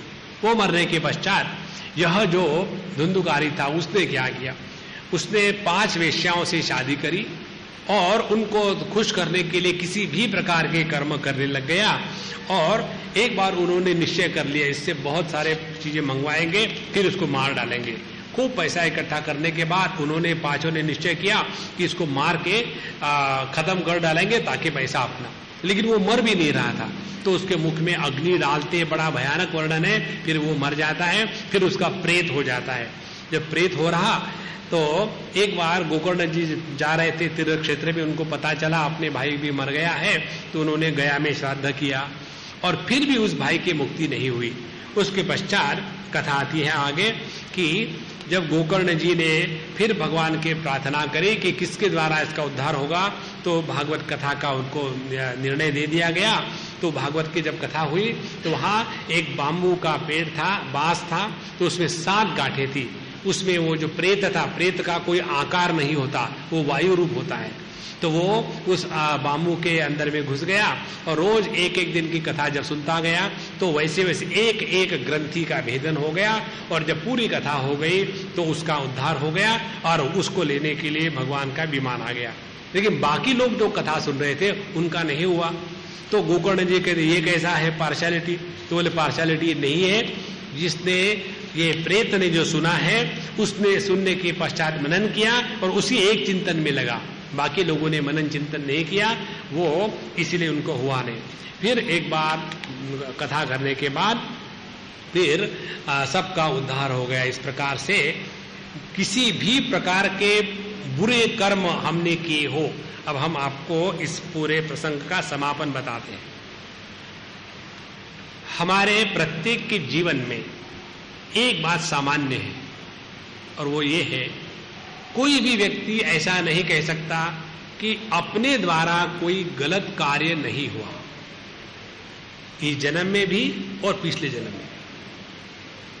तो ये हम अपने मन से निकाल डालें कि हम सबसे गए बीते पापी हैं। अपने मन के ग्लानि को निकालने के लिए 2 उपाय हैं। एक उपाय ये है, उसको भूल जाओ। We cannot improve our past. और यदि उसको भूलना है तो हमने तो कह दिया भूल जाओ, लेकिन भूलना नहीं होता, याद आता है। जैसे खुजली होती है ना इसकी एक्जिमा की, अपने आप आ जाती है, उसको याद नहीं करना पड़ता, कसकर शुरू हो जाती है। तो ये ग्लानि को भूलने के लिए करना क्या है? इसीलिए भगवान का नामस्मरण करना है।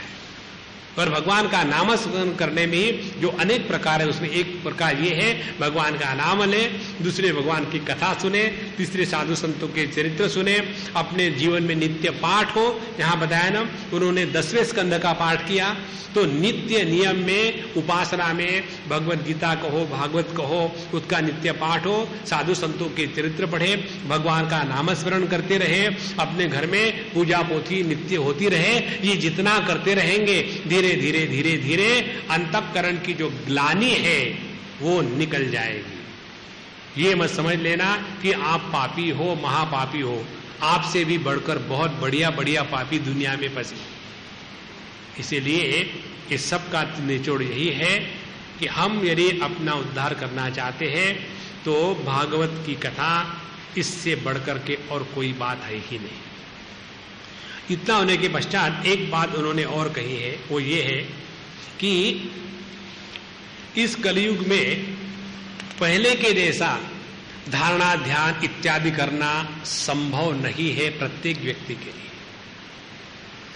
हम लोग प्रयत्न तो बहुत करते, बिल्कुल वहां बैठेंगे मेडिटेशन करें फोटोग्राफी के लिए, लेकिन अंदर में कैसे, जैसे ट्रैफिक लाइट हो वहां ट्रक पहुंच जाता है और ट्रैफिक लाइट लाल होने के कारण आगे तो नहीं बढ़ रहा, लेकिन मशीन चलती रहती ना, इंजन,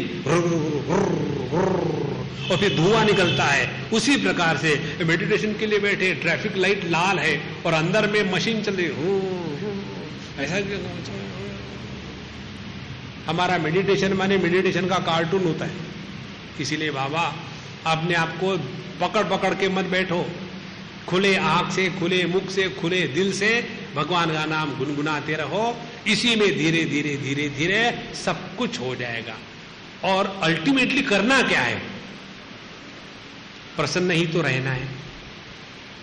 तो उस प्रसन्नता के लिए भगवान का नाम प्रसन्नता से गाओ। और ये जितनी बात समझ में आ जाएगी, समझ लेना भगवान की बड़ी कृपा हुई है। और इस प्रकार से ये भागवत जो कथा है यह साधारण नहीं है। अब इसके बाद हम लोग कल सुबह से प्रारंभ करेंगे भागवत कथा। इसमें 12 स्कंद है और यदि अनुष्टुप छंद के अनुसार उसकी गिनती की जाए, क्योंकि इसमें भिन्न छंद भी है, प्रोज ऑर्डर भी है बीच में, तो उसके 18,000 श्लोक बनते हैं। तो 18,000 श्लोकों का जो नित्य का पाठ करने वाले हैं उनको भी पाठ करने के लिए बैठे रोज जितना हो सके तो भी कम से कम 50-60 घंटे केवल पाठ करने को लगते हैं। तो कथा कहने को कितना टाइम लगेगा? तो हम लोगों के पास 7 दिन के कितना 20-21 घंटे हैं। तो 20-21 घंटे में पूरे 18,000 श्लोक बताने हैं। इसीलिए हम सुपरसोनिक स्पीड से जाएंगे और आपको मूल कथा का तात्पर्य बताएंगे। सुबह 1.5 घंटा, शाम को 1.5 घंटा। हम बीच में भजन कीर्तन तबला पेटी इत्यादि कुछ नहीं करेंगे, नहीं तो फिर उसमें समय हमको नहीं मिलेगा। और दूसरी बात, हमारा जो गला है फटे बांस के जैसा है, तो हम आपको कष्ट नहीं देंगे। तो इसमें जो कथा है, सार है, तत्व है, चिंतन है, भक्ति है, इसके बारे में विचार करेंगे। और भगवान की ही कृपा से 7 दिन में 10 तारीख को इसका पूर्णाहुति होगा। तो सुबह में कितने बजे शुरू होगा? कल सुबह 10:30 से लेकर के 12 बजे तक के, और शाम को 6:30 से लेकर के 8 बजे तक के। तो सुबह में 1.5 घंटा और शाम को 1.5 घंटा। इस प्रकार से रोज 3 घंटा हम भगवान की भागवत की कथा करेंगे और धीरे धीरे धीरे धीरे जैसी उनकी इच्छा होगी उसको पूरा करने का प्रयत्न करेंगे। अभी यहाँ विराम करते हैं। 2 मिनट शांत बैठ लो और अपने हृदय में भगवान श्री कृष्ण के चैतन्य विग्रह का अनुभव करो।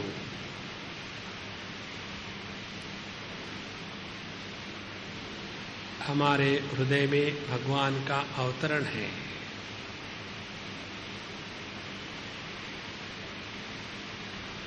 उनकी सुंदर आंखें, मुस्कान से युक्त उनका चेहरा, नील कमल के जैसे उनके देह का वर्ण, पीतांबर पहने हुए हैं, हाथ में बांसुरी है, होठों पे लगी। ऐसे श्री कृष्ण भगवान नित्य हमारे हृदय में वास करे।